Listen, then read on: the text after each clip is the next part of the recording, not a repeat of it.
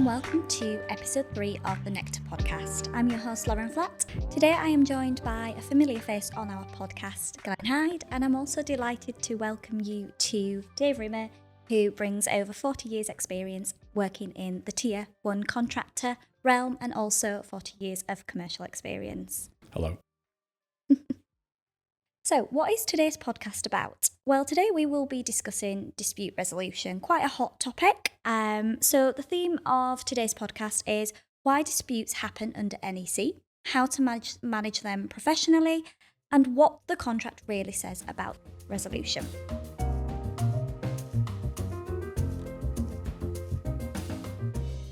So, firstly, NEC is designed to avoid disputes. So, why do they still happen? We live in a real world. I think we just have to accept that there's an inevitability that we're going to have difference of opinion. And I think it's important we allow ourselves to have differences of opinion. We live in a commercial world, and a contractor is there to make money. They're there to do a good job, get a repeat client basis as well. But the margins in our construction industry are incredibly tight. So when contractors are bidding, the margins are tight. They want to secure that work. The percentages, the profit they're actually making compared to other industries are very small. A lot of other industries look at the construction. I don't really know, Dave, how we ended up in our industry where, it's almost accepted that the percentages are so low, but we're here. We're stuck here. So in a world where there's tight margins and risk allocation of the contract. So a contractor may have unwittingly signed up to risk they didn't know they had to sign up to. So you can understand they need to try and recover that money back from somewhere. Now, in the old days, contractors would buy the work and put in a ridiculously cheap price and secure the work, and then look to claim variations throughout the contract and try and make their money that way back. With the advent of NEC contracts, unfortunately, they don't have that option anymore, because if they go in with a cheap price, they'll secure the work, no problem. But then the rules, the only way they can change for variations in old language is through legitimate, valid compensation events. So first of all, they've got to prove it is a compensation event. There's 21 reasons in the contract why what would be a valid compensation event. So proving it is one in the first place. And then the quotation, obviously the project manager has got to accept that quotation. And they're not going to accept something that's high or not backed up as to why it is that. So that ploy doesn't work anymore. So therefore we've got to try and price things right at the beginning, and the contractual rules sort of prevent gamesmanship during the life of the project. And that's what most of the argument's going to be around: money or possibly time.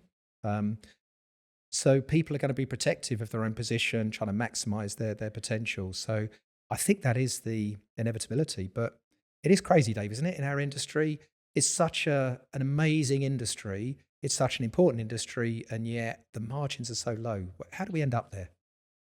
The margins have always been tight, Glenn. The margins are tight for a contractor if they're doing self-delivery, but it's even harder if they're doing work with a subcontractor. And they've got a subcontractor who might have slightly different terms than they've got under the main contract. Contractor finds themselves backed into a corner. Yes, there's risk. Yes, there's opportunity, but contracting margins are quite low until everything works out at the end of the job.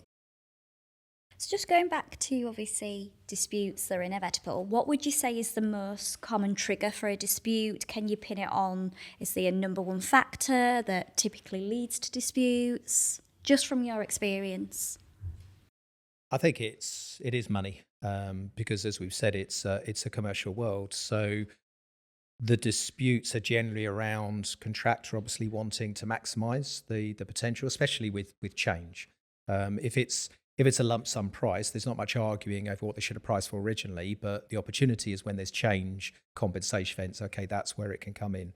So the more arguments are around money, and the contractor trying to justify the cost, and obviously equally a client at the end of the day, whilst they will claim to be fair, and if the contractor's entitled, I hear a lot of clients saying, look, if you're entitled to it, we'll pay you. Now, some clients say that and mean it, and some clients say it but don't necessarily mean it in the way they sort of conduct themselves. And again, that's not a generalization of clients at all. There's good clients, bad clients. There's good contractors, bad contractors, right through the supply chain.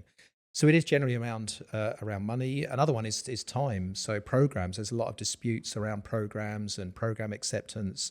Interestingly, program acceptance. Sometimes I see clients not accepting programs because they don't like the end date, which is not actually a reason to not accept the program.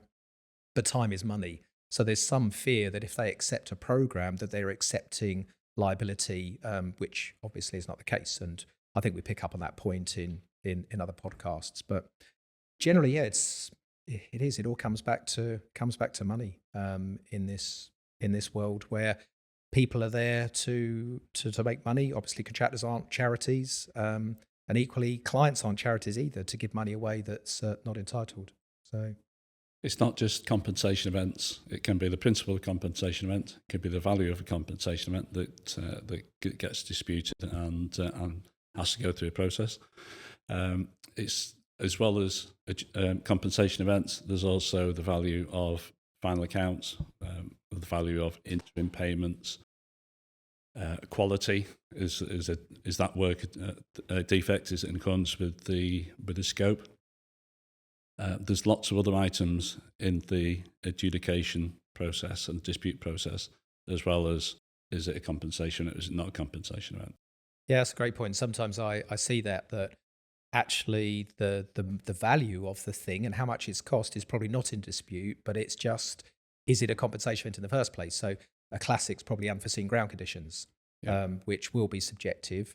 So there's no doubt that, yes, it's had an impact, and depending which option you're under, whether it's A or C, that's either a shared risk or a contractor's risk. But is it one in the first place? And that may be subjective as to what were the original ground conditions. 60.112 talks about the contractor's experience, physical conditions would have had such a small chance of occurring, it would have been unreasonable for the contractor to have allowed for it. Now, NEC, I think, prides itself on granularity, transparency, and generally, it does a pretty good job compared to other contracts, Dave, you've used in the past, I'm sure. There's a lot more subjectivity in contracts where NEC tries to limit, but we can't avoid altogether. So, yeah, there's an example of one that it will be an element of subjectivity as to whether or not it was foreseeable. Yeah, and one of those changes for ground conditions, it might not be the cost of the ground conditions that's the important item. It could be the time. You need some time to get the contractor gets alleviated from damages, and the cost of the damages that are stacking up that you're potentially fighting against could be a lot more than the compensation event itself. So let's say we've got a dispute that has arisen. What are the first steps that we need to take in terms of, starting to form that dispute? I've kind of got like 4 words that come to mind. Talk is the first one. So talk to each other. Just have that understanding. Yes, the contract requires formal communications, but it doesn't stop us talking to each other and just explaining, we want to try and capture it within the communications, but talk, justify. So talk to each other. Listen as well. There's the other one. Maybe I should have started with listen actually before talking. But someone's got to talk to be able to hear. So listen to each other and try and be objective. In your own view, the answer is the answer, and it's, this is definitely not our liability. But listen to the other side and think, there is always 2 sides to an argument. Sometimes the other person might be wrong or contractually incorrect, but listen at least to what the view is and understand. Try and understand, okay, so where are we? How far apart are we in terms of this dispute? And the other key word is justify. So be able to justify your own position. And importantly, in accordance with these things, in accordance with the contract. There's no point in coming up with a moral argument as to, or it's just not fair, or in a spirit of mutual trust and cooperation, you should understand that this is impacting us. It's about the rules of the contract and whether it is or not. A compensation event is an example. So really important that a contractor justifies their position and why they're saying something, and equally the project manager representing the client can equally justify their responses as well. So, and I think that they're sort of common words throughout the contract, as well as just disputes. If a project manager is not accepting something, justify. The contract talks about, if you're not accepting something, explain in enough detail what's wrong with it to allow the contractor to correct the submission, which are slightly new words added into NEC4. So don't just give a high-level reason for rejection. Give detailed reason why you're not accepting. So they're my sort of key words. I think the party that has issue with the other party needs to do a sense check. How strong is your case? Can you back it up? If it's all about conversations, I spoke to Glenn and Glenn told me this and we said this on several occasions, but you've nothing in writing, you're nothing on a cloud-based system that's going to help you back it up. If you've no records or outputs on site, then it makes life really difficult, and you need to have a real good think as if to how you're going to take this forward. So we talked about disputes. Where in the contract are the rules for resolving a dispute? Yes, there's a section W. So people might be familiar with, obviously, the core clauses. We've got X clauses, which are the secondary options. We've got Y clauses, which are to do with UK legislation, and Z clauses are where the client's adding extra clauses or amending existing clauses. We've got Z clauses. In fact, there's an area of dispute. Z clauses, the way they're written, can sometimes cause conjecture. So sometimes the dispute is interpreting a clause. Now, thankfully, I'd like to think that the NEC clauses stand up, but sometimes the dispute is on the wording of a Z clause. I don't recall a standard contract ever being tested as a dispute, but if ever there is, it's Z clauses that would be the case. So section W of the contract picks up the dispute resolution process. NEC W3 was added into NEC4, and this allows a dispute avoidance panel to be set up of up to 3 people, where the client would name up to 2 representatives to go on the panel in data part 1, and the contractor gets to nominate at least 1 person in contract data part 2. And the idea is with W3 that dispute avoidance panel will then sit regularly and try and look at disputes that are happening. But that is optional and not intended to be used when YUK2 is applied, but with a relatively simple Z clause, I think it could be applicable. So the main ones we're left with is W1 and W2. And the simple sort of switch is where YUK2 applies, UK legislation, then we're going to be using W2. Where YUK2 doesn't apply, i.e. international, so like the likes of Australia and Hong Kong and New Zealand and Peru who are using NEC, W1 has timescales for crystallising a dispute. But in the UK, the legal precedent here is that there's got to be the right to go to adjudication at any stage. Yeah. So NEC has written W2 around that process. And the simple thing is that, in effect, you can go to dispute process at any stage. So there's no timescale. So if a dispute's arisen, you've not got to do it within a set number of weeks. Whereas YUK1, under W1, you do have to crystallise that dispute within a certain timescale. Otherwise, you lose the chance for that dispute being followed through. Anything to add, Dave, on that? No, but you covered that. Yeah. Well done.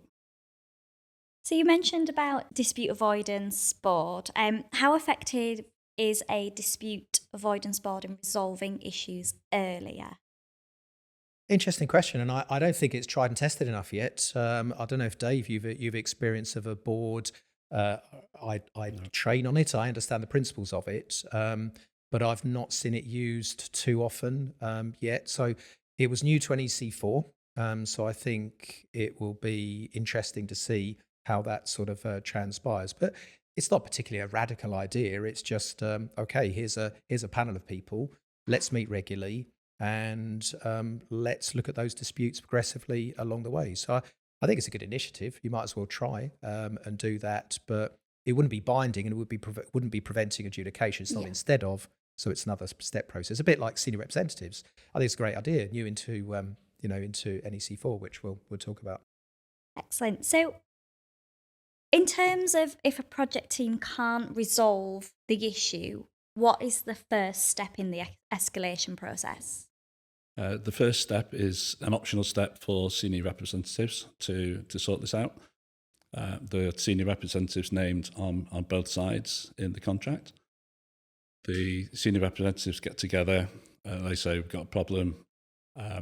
They ask each side to prepare 10 sides of A4 plus supporting documentation and put that forward to the senior representatives. That's the first step. And have you seen that firsthand, Dave? Again, I'm a little bit distanced from projects now, but it seems straightforward.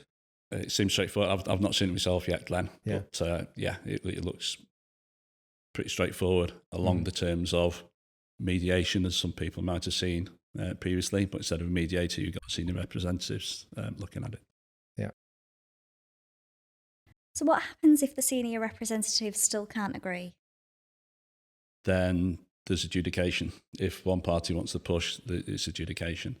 And as Glenn said earlier, adjudication is the primary dispute resolution procedure under the Housing Grants Act 1996.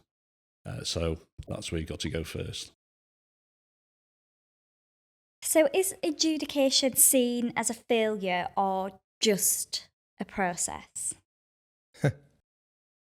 Depends who you ask, I guess. I mean, it should be seen as a process, and unfortunately, it has got a real stigma attached in the industry. I guess particularly on the client side, because they're the ones who tend to, I hear, saying, "How dare you threaten to take us to adjudication?"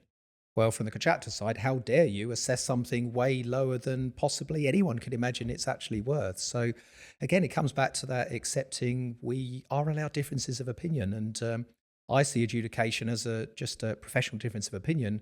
Having said that, we want to try and avoid it. But quite interestingly, some contractors, they don't want to trigger that adjudication, and they wait and they don't want to do it. But often, if they do trigger the adjudication process, all of a sudden it gets the other party back round the table to say, "Hang on a minute, let's calm down a second. All right, you're serious here. Okay, we better have another look at this." So sometimes the threat of adjudication is enough to actually get the other party back round the table, which might then prevent the need for adjudication. I'm guessing you've experienced that a few times over the years, Dave? Yes. When adjudication first came in, the idea was if the project's got an issue, then they just park that issue up and they take that to adjudication, whilst the rest of the project goes on and it's done in a matter-of-fact way, as similar to a senior representative just dealing with something. But no, life's not transpired that way.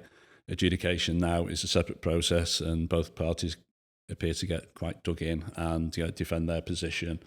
And relationships can get a bit fractious if you're not careful. So interesting. We need to look at that. Yeah, I had a project. It's a company you and I both know very well.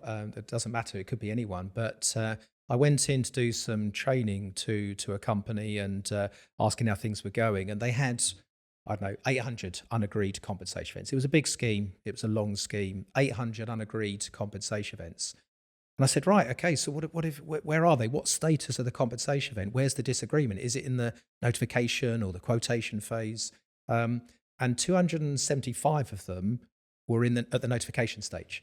So they explained that they'd notified a compensation event and it had been rejected. So no, it's not a compensation event.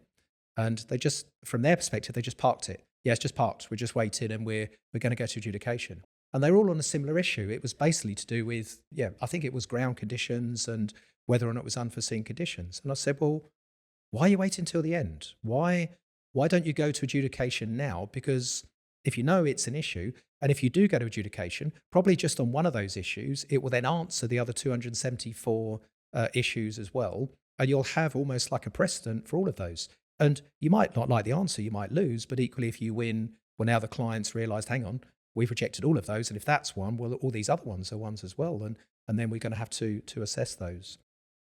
So there's this kind of mentality, I think it's an old mentality we've got in our industry where disputes are just done at the end, we just wait.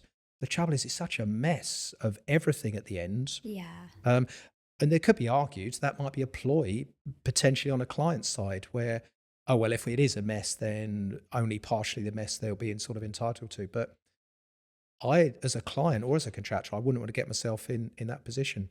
So it's just crazy that they still believe these things were compensation events, and yet they were prepared to park them and then just deal with them at the end in one almighty mess, and no doubt a very protracted mess at that point in time. So before the NEC came along, there was certainly the ICE contract.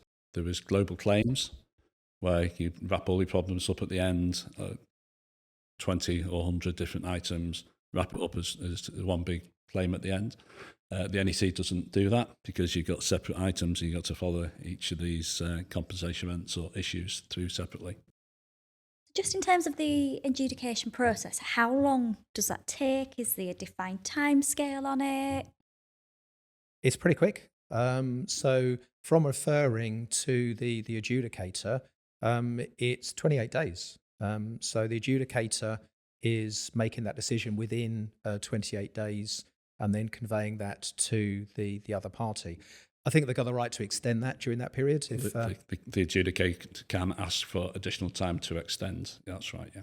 yeah, and I guess if there's 275 compensation events to agree, and what that would, he might need a little bit longer to assess that. Yeah, that would be an overcomplicated adjudication, and perhaps batch cook them into separate little pieces, or do them each one separately. But yeah, 270 items in one. You won't get that done in 28 days, that's for sure. No. So that covers off the time element. Next is the cost element. Who actually pays for the adjudication process? The adjudicator can allocate his fees between the parties. If you win the adjudication of the decisions in your favour, then you'd expect to be paying less than half. You might get to pay nothing or just a low percentage. It's completely up to the adjudicator how he wants to decide that. But just as importantly, and probably that's a higher cost than the adjudicator's fees, the cost of, certainly on a cost reimbursable project, NEC option C example, the cost of preparing or defending adjudication is a disallowed cost. So on an NEC contract, if you win, possibly get your target cost raised, but the cost for preparing the adjudication is disallowed. So you're having to carry that cost, and that's going to have to come out of your gain share. Hopefully you're in a gain share position. Yeah, that's a great point. My retort to that for contractors is to say, if you're administering the contract along the way, then you won't have much work to do. So preparing for an adjudication, especially if you've got a cloud-based system like Contract B, if you've raised all the communications at the right time, if you've given good explanations in those communications as to why something is a compensation event or whatever your dispute is, if you follow due process and done things along the way, then there's not a lot of work there should be needed. It should almost be pulling off those communications, sending them over and saying, that's our justification. And we've already done the legwork. So Dave makes a great point. The cost of that is disallowed. So under option C or option A, there's no way for recovering that. But it's another reason for doing things along the way, and why cloud-based systems are going to help you along the way to see exactly what the entitlement, what the case was, who did what when. So yeah, it shouldn't take much work to actually pull those together, because it does feel scary. Oh my goodness, there's loads of things to do here. But normally only if you've not done what you should have done along the way. But I think the other important thing to think about is, if we do adjudications at the end, the people who caused the problems have all scarpered. They've all gone, and they leave the poor old QSs at the end of the job to try and sort it out. And you're looking around and you're now trying to pick the bones out of elements that maybe the records aren't as great as they should be. And it's now a hearsay, he said, she said. So yeah, that's all going to add to subjectivity. And unfortunately, subjectivity, brings disputes. So that's what we're trying to avoid in the first place. So it's a good reason contractors make sure you're thorough progressively along the way, and project managers, that we're all clearly following the rules of the contract. Because an adjudicator will adjudicate on the decision that's put in front of them, and they will make their decision in accordance with the rules of the contract. So they won't put their own what's fair, their own judgment to one side. They'll look at the rules, they'll look at the Z clauses, and they'll make a decision based on that. And obviously it can go further, as we'll discuss, but normally their decision will probably be upheld. If, occasionally they can be wrong. I think myself and Dave have all seen, or maybe not been the receiving end, but seen wrong judgments, or in our opinion, they're wrong judgments. But then that's why there is a facility to go further if necessary. So what happens, you've had adjudication and a decision's been reached. What if one of the parties is not quite happy with the decision that's been made or disagrees with it? What are the next steps leading on from that? The next step is what's written in your contract. It's either arbitration or courts, and that's referred to as the tribunal. So what's the tribunal under the contract? It's either the court as the final arbiter, or it's arbitration. It's a big decision to do that at that stage as well. So I think you said not happy or don't think it's a fair decision. Obviously, not happy isn't the reason you should go to tribunal. But you need to look and obviously feel that it's wrong, not that just it's unfair, because that would be very expensive. Not only for money, but also reputation. You'll have a client, you'll have really hacked off at that point, and probably going to get any work for a little while anyway. So yeah, that is a big step. Obviously, you've got to be adamant that you're right, and obviously that the adjudicator was wrong, and you need to look at how they reached that decision.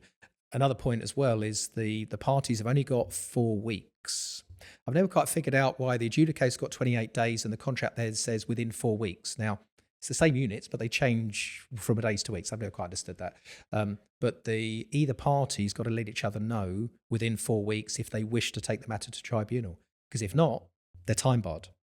So it's we talk about there's very few time bars in the contract, but that is one where you are restricted to take that matter to tribunal if you don't issue a formal notice within 4 weeks that you wish to take it to tribunal.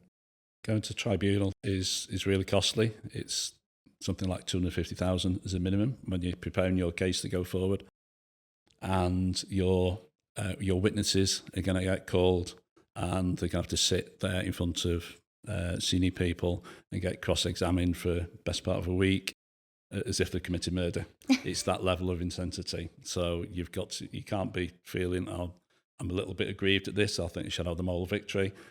There has to be some money at stake to make spending that type of investment worthwhile. It'd be interesting. I don't know. There's any stats we can get out of these your system and other cloud-based systems, but whether with the advent of these systems, they've actually disputes are fewer or greater. I don't know which way. I mean, certainly communication systems bring efficiency, but they also bring transparency. So maybe in some ways, there might be disputes because they've got all this evidence. They will go to dispute. Maybe they wouldn't have done. So yeah, it'd be interesting to see if there is a change in dispute process since the advent of these cloud-based systems. Not sure which way that would have gone. Do you think there's a stigma around suggesting adjudication? Definitely. So there is a big stigma, and particularly on the client side, it's this kind of, how dare you, don't you want to work with me kind of thing. Well, if I'm a contractor who's not been treated fairly, actually, no, I don't think I do want to work with you again. So why wouldn't I go to adjudication? Obviously, only when you're adamant that you're right. There's no point in going to adjudication if on a whim or on we're chance our luck, because that will affect relationships, that will affect future workload. So you've got to be adamant that you're right in accordance with the rules of the contract. But David, it really does seem a big. There is people use that word, and people they step back, or they how dare you kind of utter that. But I don't know how we get over that, really. I know it's a difficult one, Glenn. Like I said earlier, the local authorities and clients have to justify the money they spent. If they're a public body, it's public money that's been spent, so client can't give you money for no reason whatsoever. They've got to be able to justify it, and it's got to be subject to audit as well. So it is difficult on their side, but it's also difficult on the contractor side. If you think you're entitled to some money or some time, and you go forward to win that argument, then you need to do it. Neither side wants to do it, but if you get forced into that position where each side says, okay, let's somebody else make the decision, then that's the way to go for it. Mm. Excellent. So, Dave, based on your real world experience in terms of disputes, what is the biggest piece of advice for anyone entering adjudication? Make sure you've got your case set out. Make sure you've got your records. From adjudications I've been involved in, finding records, finding pieces of communication is very difficult. Cloud-based systems, such as where we are today, are great from that point of view. There's some debate around general communications, but the more information you can put in a cloud-based system, the better. And if you're keeping separate emails away, if they're being dealt with by other people offline, then maybe you've got adjudication, and if these people have left, then it's hard getting access to the emails. If everything's in one place, and I think as Neil said on an earlier podcast, if you've got all the pictures and all the reports and everything else within this system as well, then that makes life really easy to pull the information together. It's like claiming expenses. The best you can ever do is find all your receipts and get your money back. Yeah. If you've not got all your records, then you can't find that information. But it's not just about documents, whether we've had an instruction, whether the project manager's given us an instruction to change something or sent an email within the system, general communication, to say, I suggest that this is changed, and it's hiding behind this instruction. It's not an instruction. There's other items as well that you need to be able to justify. Planners, years ago, Glenn used to know planners, that when they do as-built records on site and the clause 2 monthly updates, why have you got that information? Why have you said that casting that concrete wall took 2 weeks and 3 days? Where's that information? Can you prove that? So there's a lot of information that is required to give yourself a boilerplate statement of defence to defend adjudication or go forward and launch an adjudication. But it struck me in our conversation today, it comes back to education, because a lot of this stems from not understanding the contract rules or not understanding the risk allocation of the contract.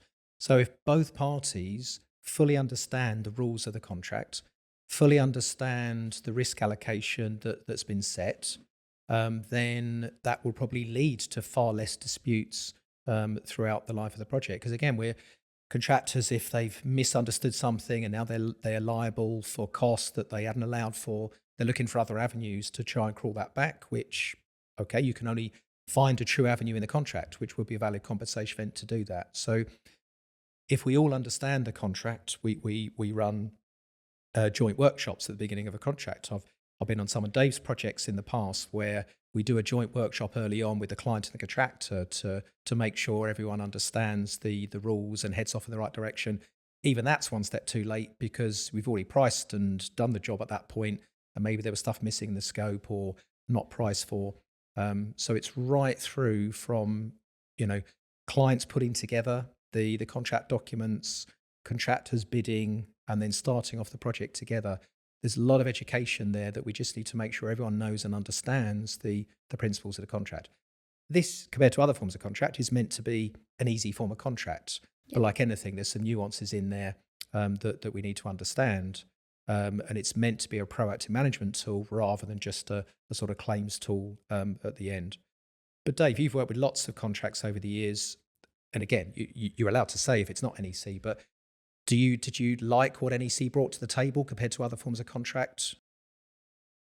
Yes, I missed the other forms of contract, but I do like the NEC, the proactive working, the way that you've got timescales for notifying compensation events and communicating to each party, and it is structured and it's proactive. You deal with things as you go along rather than just leave everything to the end, like you used to do under the ICE 5 and 6. But I think, again, just thinking about it, there's going to be jeopardy, and it's a bit of a lottery. Any dispute, there's going to be an element of, okay, which way will it go? You can be adamant that, okay, definitely we'll win this, whichever party you are. But the very fact you're going to dispute process means there must be an element that isn't, because otherwise, why would a party go to dispute process when they know they're going to lose? No one's going to do that. So sometimes it is a clutch and at straws. Well, we've got nothing else, so there is an element of that potentially. But so it is a lottery. So I think the main advice, I'm sure Dave's exactly the same, is to avoid formal dispute process wherever possible, because it is a lottery to some degree. Although, if you're in a good position because you've got the backing of the contract, the rules, then okay, you probably will win, but there's no guarantee in that. So the more you can avoid, then obviously the better. And it's very time consuming and it's very costly if you're going down that road. And it's also taking your eyes off the ball, because normally you've got another job just starting at that point, and that starts badly because you're still trying to sort out the mess of the last job. So that one starts badly or not as well. And then that's just a dispute waited to happen because you didn't do things early on. So, yeah, we need to avoid them where we can, but accept it's a process where necessary, and where it's necessary, use it. If you've got a large adjudication, it's a large value item, you might get some advice from external consultants and maybe a KC as well.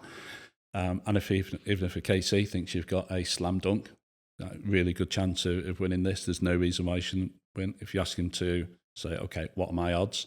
The best he'll ever give you is, or she will give you, is 60%, because it's down to who's the adjudicator and what view are they going to have on this matter as well. So there is that element of uncertainty as well. So to wrap up today's podcast, is there any key takeaways that either of you want to share in terms of how to avoid disputes, or just if you do end up in the situation where there is a dispute, is there any key takeaways that you'd like to share with listeners? I think it's the simple stuff. Talk, share, listen, understand. So it's those words. So at least be prepared to listen to each other, and just take the personal aspect out of it, and just listen to each other. Okay, can you explain why you think you're justified this? And then I will look at it objectively and listen to my response objectively. And that's the first sort of starting point. Try and take the emotion out of it, and really just understand what the issue is. In theory, you shouldn't need to fall out over it. You're allowed to have this professional difference of opinion, but without fall out altogether. One of the best project managers I had on the client side, I remember he said early on in the project, look, if we have a dispute, let's not be afraid to use adjudication. If we're both adamant that we're right, let's use the adjudication process. Let's go at the time. I'm a type of project manager who doesn't want to wait till the end. I'd rather know I think I'm right, but let's go straight to adjudication. And he said, look, whatever happens, if I win, then don't you cry about it. If you win, I won't hold it against you. Yeah. Never tested that, but it was good words, and it was really refreshing. Now, guess what? We never went to dispute, because you had a very proactive project manager who wasn't a walkover by any means, but was a pretty fair person, and was the mentality, if you're entitled to it, you can have it. If you're not going to get it. And you can't ask for that. You can't ask for more than that. That's fair. It's the rules of the contract. Yeah, that's a good shout, Glenn.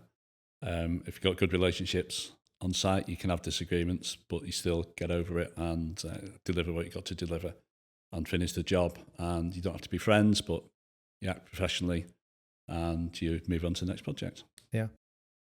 I've got a question for you, Glenn, if you like. With your 30 years experience, was it, of the NEC? Less than yours, Dave. Less than mine, okay. So just if I like, so I don't have to answer this, or... Okay. Okay. Cool. So I've got 4 items down here. Only one of these is true. Right. Yeah, all I about like the sound of there. disputes. You can play as well. So we'll... It's this is by using W2 option, but Housing Grants Act applies. Okay. Okay, so there's 4 items, only one of which is true. If you're struggling at the end and we get on to take 7 before you get it right, then I'll go 50-50 for you. But let's see how we go. Can you phone a friend? No, phone serve. Okay. So the first one, which might be true or not. A party can refer a dispute to the adjudicator prior to giving notice to the other party of the adjudication, with a brief description of the dispute and the decision it wishes the adjudicator to make. So that's the first one. Which is that true, Dave? That may or may not be true. Okay. I'm not falling for that second time, Glenn. Okay. The second one, an adjudicator can, if they need more than 28 days to decide the dispute and inform the parties and the project manager of the decision and reasons, extend this period by up to 14 days by agreement with the referring party only. Sorry, what was the last bit again? Can extend it by up to 14 days by agreement with the referring party only. Okay. So that may or may not be true. Number 3. If a party is dissatisfied with the matter decided by the adjudicator, they may refer the matter to tribunal, but only if they write to the other party notifying that it intends to refer the matter to the tribunal. The timescale for this notification is the period for reply under the contract. Okay. Okay, he's squirming now. I'm worried. Number 4, under NEC4, a party can skip referring a dispute to CD representatives and may refer the matter to adjudication. Similarly, a party can skip the adjudication procedure and move straight to the tribunal. Okay. Well, they can't do that. So they can't go to tribunal. Now I'm struggling because I thought there was something. So I'm going to dismiss the fourth one. Okay. Going to dismiss the fourth one because you've got to go to adjudication first. Okay. So the second one, just remind me of the second. I thought the second one was okay until the very end, when it said they only let the referring party know they want longer. Is that what you said? Only by agreement with the referring party. Only by for up to 14 days. Up to 14 days. Okay, maybe that, I don't know. It would make sense to be agreement by both parties, I would have thought. The third one, what's the third one again? Is if a party is dissatisfied, so it's a letter of dissatisfaction, and states it intends to refer the matter to the tribunal. The timescale for this notification is the period for reply under the contract. Well, I'm happy that one's 28 days. By the way, listeners, no one else needs to know this off by heart. I can't believe Dave's put in a position. Normally, I'd say just look at the contract. So I would go and have a look. So I'm going to dismiss number 3 because I think that's within 28 days. So read the first one again. I thought I dismissed that one, but the contract could say period for reply is 28 days. So it could be. I think the contract, it would be a coincidence. Yeah. Okay. So I'm pretty happy it's 28 days. The first one? I follow your logic, Glenn. I follow logic. I'm not giving nothing away. The first one. Yeah. A party can refer a dispute to the adjudicator prior to giving notice to the other party of the adjudication with a brief description of the dispute and the decision it wishes the adjudicator to make. So I'm stuck between 1 and 2. I'm thinking now whether... I think you've got to let both parties know at the same time, which would make sense.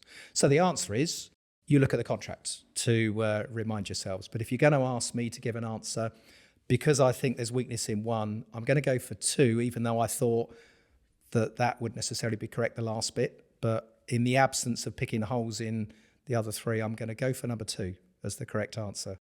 And if it's wrong, we'll do another take shortly for me to get it correct and maintain my reputation, Dave, which may or may not be strong in the industry.